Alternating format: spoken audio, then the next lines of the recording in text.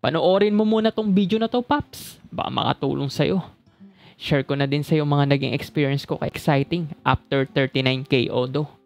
Reviewin na din natin ng mabilisan. At syempre, personal thoughts na din about kay Kim Kim. Para may reference ka na din. Let's go!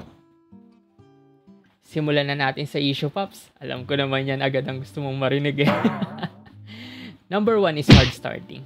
Naranasan ko to, I think, mga around 30K Odo. Mapapastart ko pa naman siya. Kaya nga lang kailangan mo pang pihitin pababa yung silinyador bago siya mag-start. Which is annoying sa part ko.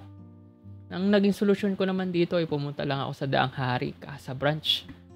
At ayun, nagawa naman nila. Available naman yung parts dun. Related yung parts na yun sa fuel na dinadaanan ni Exciting. So, highly suggest na kung magpapagas kayo, dun lang sa magandang facilities at hindi binabaha yung lugar na gas station. Nag-aastos ko pala dito mga around 1K to 1,500 kasama na parts doon at labor. Next na issue natin ay personal issue ko na to kay Exciting ha. Which is yung PMS cost niya. Oo, yung PMS talaga. Malaking adjustment kasi yung naging cost ko nito compare sa Honda Beat ko noon. For example, yung belt na lang ni Exciting. Every 2 years magpapalit ka. Or every 20K Odo, alin man ang mauna doon. At ang price ng belt ni Exciting is around 9 to 10K lang naman. Wait talaga. So isa lang yan sa mga dapat mo i-consider kung sakaling magbabala ka ng bumili ng 400cc na motor ha. Next naman natin i-review ay yung tindigan o itsura ni Exciting. So kung itsura lang ang pag-uusapan wala na, finish na. Kahit saan ata ako mapuntang lugar head turner tong si Exciting Ganda naman talaga So Kim ko, good job. So ito naman ang ating digital panel. So kung ano yung usual na nakalagay sa mga motor na indication, ganyan lang din yan. Except sa Kimco Nodo app. Pwede mong ilagay yung mukha mo dyan, saka mag-GPS gamit yan. So para ma-access mo yan, kailangan pindutin to. Yan. Kalkalin mo lang yan. Nasa manual naman yan. Yan. Up and down. Ma-access mo yan. Makakakonek ka din dyan.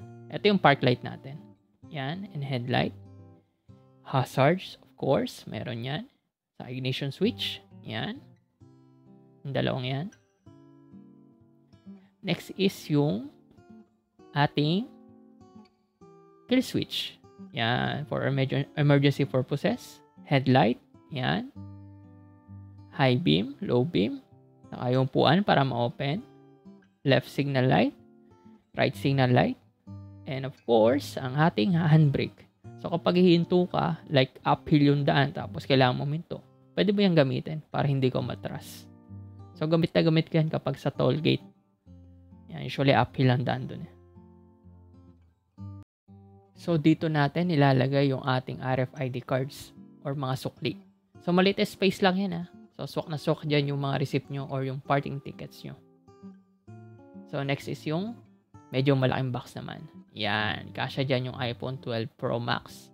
Meron yung USB charging port na kasama para makapag-charge kayo. At ang last natin ay ang ating gas tank. So yung mga nabanggit ko na yan, hindi pala ma-open yan kapag nakalock yung motor. So safe na safe yung mga gamit nyo dyan. So next is yung ating U-Box. Yan. Kasya dyan yung full face or half face na helmet. HNJ na brand. Yan yung nilalagay ko dyan na pambaragan kong helmet. So dito, nakakuha tayo ng 201.4 km before tayong magpagas. So ayan. So ang napakarga natin dito is 10.3745. So divide lang natin. Ayan ang ating kilometer per liter. Last part natin guys ay ang kanyang price value. Sa market price niyang 200 to 250k, depende sa condition. I think not bad. Marami na kasi nagsisilabasa na ibang brand na 400cc din. At hindi nalalayo yung price doon. Pero personal preference natin, mas trip ko talaga si Exciting. Kasi almost 2 decades na nilang dinidevelop si Exciting. At ang first year model release nila ay 2005 pa. So in terms of innovation, basta wala ako dito. So, yun lang guys. That's it. Natutunan kayo sa akin. At salamat sa panonood. Bye-bye.